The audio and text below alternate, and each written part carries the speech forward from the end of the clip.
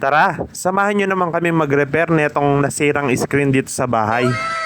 Ngayon lang nagka-oras, kaya ngayon lang naharapan. Eto pala yung may pakana at salarin kung bakit nagkaganyan yung screen. Ginawa ba naman baging?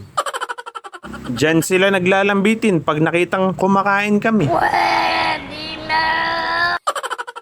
So mag-start na pala tayo, simulan na natin itong gawin. Dahil rivet lang yung ginamit dito, tatanggalin lang natin ito gamit yung barena.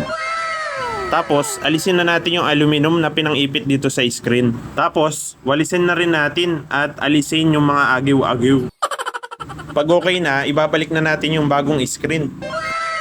Si Mrs. muna pala yung ginawa nating helper dyan. Uy, sana all. Hindi ko kasi kaya na ako lang mag-isa yung maglalagay. Kaya nga tayo nag-asawa para may katuwang sa buhay. O di ba mas lalong gumagaan yung trabaho pag dalawa kayong gumagawa. Tandem sa lahat ng bagay, ika nga. Hindi lang sa chismis. Kailangan pati sa gawaing bahay, tandem din. Eto na, malapit na pala tayong matapos mag-rivet dito. Konting kembot na lang at hindi na makakapasok yung mga pusa na yan. Pag nakapasok kasi sila, lagi kaming inuunahan sa ulam. Pag nasira nyo pa ulit to, kayo na ididikit ko dito. Pero syempre, joke lang yon. Baka meron palang gusto ng pusa dyan. Pinamimigay na namin yung iba. Kesa naman iligaw namin sila. Pag napili mo, nanay, may previous agad na anak. Natapos na din pala nating guntingin yung sobra doon sa screen.